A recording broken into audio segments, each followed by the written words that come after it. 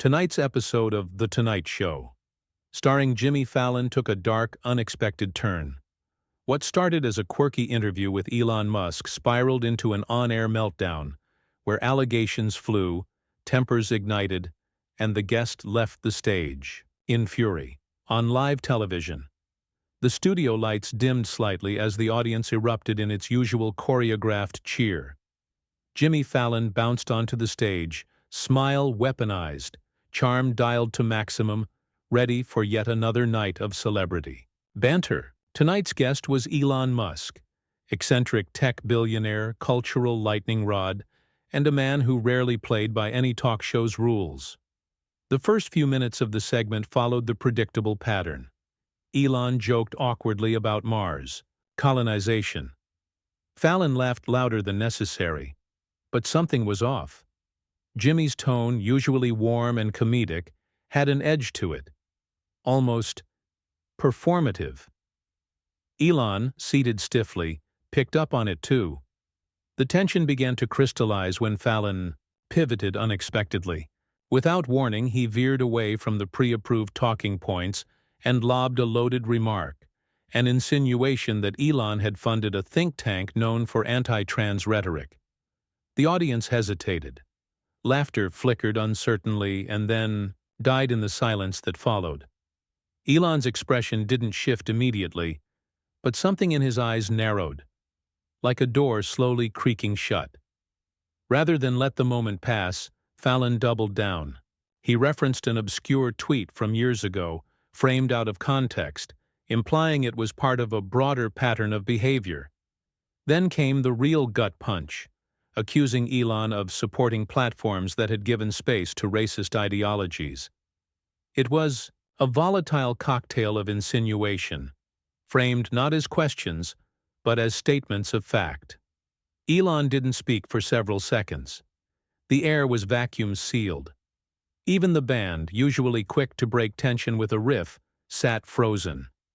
Elon's first words weren't defensive, they were surgical.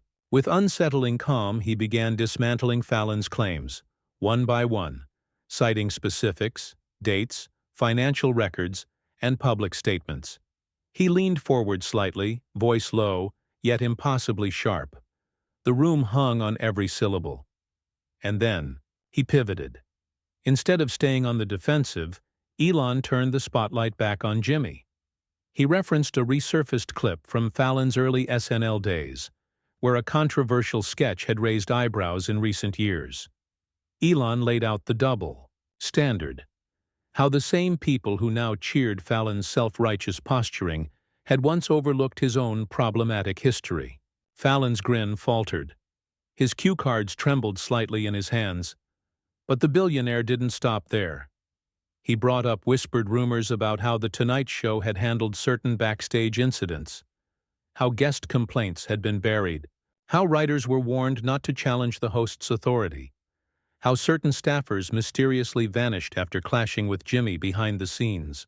The audience, sensing something real was unraveling, grew quieter than they had all night. Fallon's facade cracked. He laughed awkwardly, claimed Elon was trying to deflect from serious accusations, but his voice lacked conviction. Elon's response was measured, too measured. It was the composure of a man who'd expected a trap and walked into it anyway, armed and ready. Fallon, growing desperate, turned to the audience, trying to rally their support. He framed the conversation as a teachable moment, claiming he was using his platform to call out powerful figures. But it rang hollow, especially after Elon coolly reminded everyone that the only reason Fallon was still on air was because of a network that prioritized ratings over integrity. The silence was broken only by the buzz of recording equipment. No applause, no laughter, just the growing realization that something real was happening on this very fake stage. Then came the twist no one saw coming. Elon revealed a printed email, apparently leaked anonymously, allegedly written by one of Fallon's senior producers. In it, the producer discussed baiting Musk into a confrontation to boost viral traction and social media engagement. The audience gasped. Jimmy reached for the paper instinctively, but Elon pulled it back, holding it just out of reach. Fallon stammered, denied, claimed the email was fake. Elon didn't argue. He didn't need to. The suggestion had already landed. For a full 10 seconds, the camera caught Fallon in a rare moment of speechlessness. The king of the late-night laugh track, robbed of his safety net, Elon leaned back in his chair, calm again. Then he turned to the crowd and muttered something off-mic that made the first few rows burst into shocked murmurs. Fallon, cheeks now visibly flushed, called for a commercial break, but the control booth didn't cut the feed fast enough. Because just before the fade to black, Elon stood up. No handshake. No goodbye. He looked Fallon in the eye, smirked slightly, then walked off stage, leaving the host alone under the unforgiving spotlight. But the real bombshell? That came moments before he disappeared behind the curtain, when he whispered something to the producer off camera, something that caused them to pale instantly, something the audience didn't hear, but everyone felt. What did Elon say before walking out? And why did the show's post-episode upload mysteriously vanish minutes after airing? The footage was pulled before the final credits could roll. Viewers who tuned in live witnessed a jaw-dropping implosion, but within minutes, any trace of the segment disappeared from NBC's platforms. YouTube links led to dead ends. Social media clips were hit with instant copyright strikes. It was as if the network had slammed the panic button and erased the digital footprint of the night's most explosive interview. Backstage, the energy was pure chaos. Fallon's team swarmed like hornets in damage control mode, frantically making calls, issuing takedown notices, and whispering in rapid-fire huddles.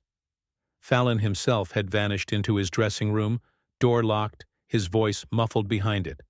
Raised, panicked, defensive. The usual end-of-show afterglow was gone. No selfies with fans, no cast toasts, just the residual burn of a moment too big to be controlled. Meanwhile, Elon Musk's name was already trending worldwide. Fallon meltdown. Elon unfiltered. Talk show takedown, but the real intrigue began off-camera. Sources inside the studio claimed Elon had left behind more than scorched earth. That final comment he'd muttered to the producer? It wasn't a threat. It was a promise. Elon had allegedly warned them not to scrub the footage, and that if they tried, he had his own copy, an uncut, unedited version recorded from a hidden wearable cam clipped inside his jacket lapel. It sounded insane, paranoid, but it was Elon Musk. Who would put it past him? By midnight, speculation was wildfire. Reddit threads exploded. Private links to supposed footage were circulating on encrypted servers. Fallon's PR team issued a limp corporate statement calling the encounter a misunderstanding and chalking Elon's exit up to a scheduling conflict. But no one was buying it. Not after what they'd seen live, and not after what surfaced next. An anonymous Twitter account, no name, no bio, just a Tesla logo as the profile picture, posted a single sentence. The real show starts tomorrow. Attached was a 10-second teaser clip from the hidden camera feed. Shot from Elon's perspective, the clip showed Fallon's face moments before the confrontation. The smile was gone. The tone was icy. He was heard directing the production team to lean into the controversy and let it go off the rails if it has to. The mask had slipped. And now, the internet wanted blood. What no one knew was that Elon hadn't left the studio alone. Down a secured hallway away from the frenzy, he met privately with a small crew member, a technician who had once been fired from NBC after raising concerns about internal manipulation of guest interviews. That person had reached out to Elon weeks prior, warning him about a planned takedown under the guise of late-night banter. It was why Elon had agreed to the interview in the first place. He wanted the trap to spring, and it had. The next morning, Elon posted a cryptic message on X. I don't start fights, but I do finish them. 8 p.m. No links, no explanation. Just a time. The internet braced. When the clock struck 8, a YouTube livestream launched on Elon's official channel. 500,000 viewers joined within the first 5 minutes. The screen was black at first. Then, a low hum. The words, "The Tonight Show Uncut," appeared in bold white text. What followed was a full, uninterrupted, behind-the-scenes montage, compiled from hidden body cams, hot mic audio, and unreleased internal feeds. The footage showed Fallon rehearsing questions designed not to probe, but to provoke. His producers nervously protested, but Jimmy overruled them, allegedly saying it would make the show trend for weeks. And trend it did. The video then cut to scenes of Fallon mocking Elon's past neurodivergent statements during off-air moments. He mimicked Elon's cadence to the writing staff, drawing uncomfortable laughter. He referred to Elon as Twitter's little dictator, and in a moment of jaw-dropping recklessness, made an off-color joke involving a trans celebrity Elon had once publicly defended, twisting it into a disgusting insinuation. The crowd watching online exploded with rage. Elon, often polarizing in his own right, now found himself oddly cast as the unexpected underdog, ambushed on mainstream television, baited for views, and disrespected on a personal level. Fallon, meanwhile, looked less like a host, and more like a man caught orchestrating a smear campaign under the safety net of his audience's applause. And then came the final blow. The hidden cam revealed the source of the leaked email Elon had produced on air. It came from inside Fallon's camp. An assistant segment producer, young, barely out of college, had recorded her own meetings with showrunners. In them, Fallon's team explicitly discussed planting viral seeds to trigger confrontations with chaotic guests, like Musk. They spoke about editing live feeds mid-broadcast, using a slight audio delay to censor Musk if he retaliated. That same assistant had allegedly handed Elon the email and the footage. The livestream ended with Elon looking directly into the camera from his private studio. Calm. No theatrics. Just a final note to Fallon's viewers. Make your own judgments. But don't pretend this was entertainment. NBC scrambled to issue a cease and desist. Legal threats flooded in, but the clip had already been downloaded, mirrored, spread across thousands of devices. The late-night throne had been cracked wide open. The fallout was immediate. Sponsors began pulling support. Staffers went silent. The next episode of The Tonight Show was abruptly canceled, replaced with a vague best-of segment. Fallon didn't show up. No statement. No apology. Just silence. But silence wasn't enough, because someone else was about to speak. A former guest, one Fallon had allegedly mistreated off-camera, surfaced with a damning accusation of their own, emboldened by the Musk confrontation. Screenshots, voicemails, witnesses. A whole new scandal was about to erupt.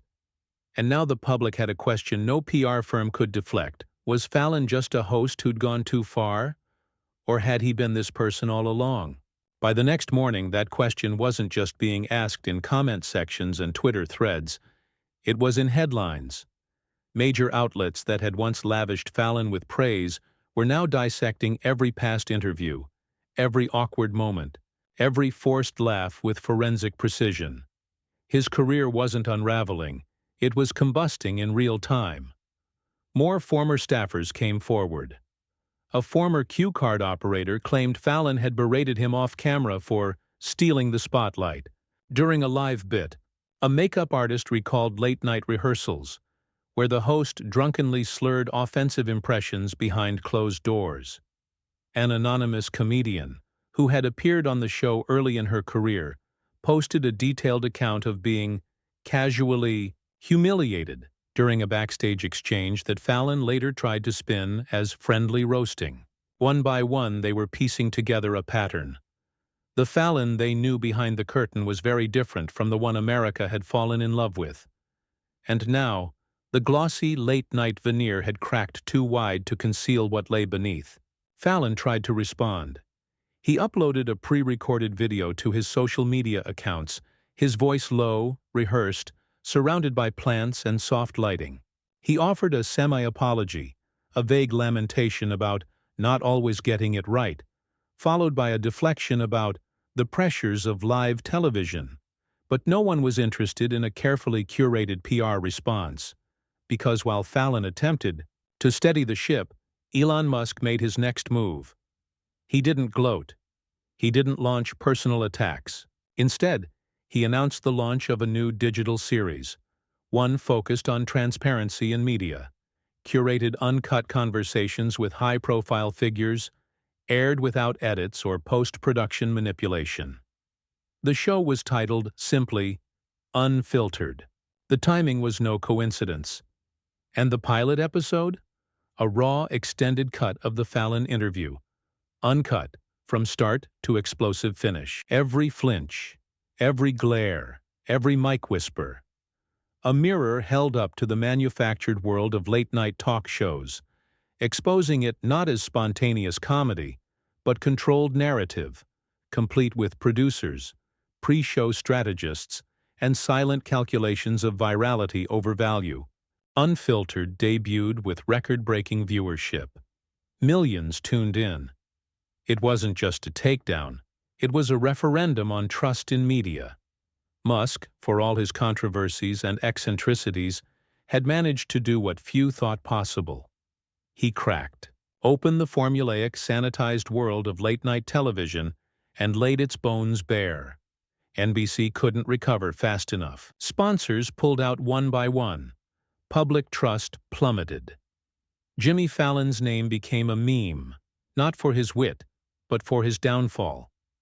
The network announced an indefinite hiatus for The Tonight Show, couched in vague language about creative, restructuring, and internal review, but everyone knew what it meant. Behind closed doors, Fallon fought to hold on. He reached out to old colleagues, made private calls to A-listers asking them to vouch for him publicly. But none did. No one wanted to burn their own reputations defending a man now synonymous with media manipulation. And then came the final public reckoning. NBC held a quiet emergency meeting with Fallon and key executives. The decision was swift and brutal. He was to be relieved of hosting duties, effective immediately.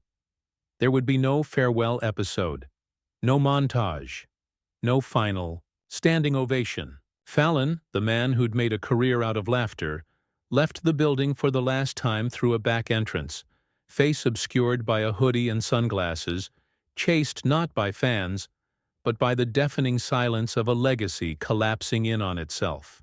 In the days that followed, headlines moved on. Attention shifted, as it always does. But the damage remained. The Tonight Show was suspended indefinitely.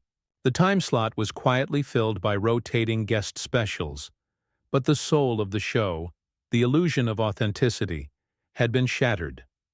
Elon Musk, meanwhile, leaned fully into his unexpected new role. Unfiltered began booking a rotating lineup of public figures, some beloved, some controversial, but all given free rein to speak uninterrupted. No laugh tracks, no pre-written jokes, just conversation, raw and unscripted.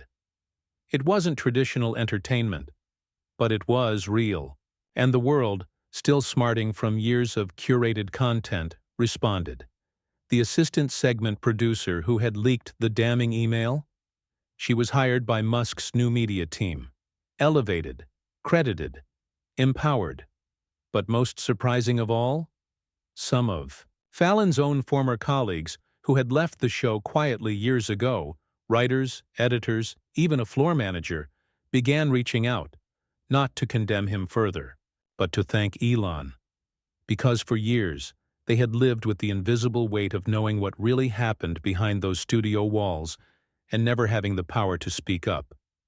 Now, someone had ripped the curtain away, and people had listened, as, for Fallon himself, he disappeared from the public eye entirely. No podcasts, No interviews, no comeback tour. Industry insiders whispered he had retreated to a private estate outside of New York, wrestling with the wreckage of his own creation. Whether he ever truly reckoned with it? No one knew.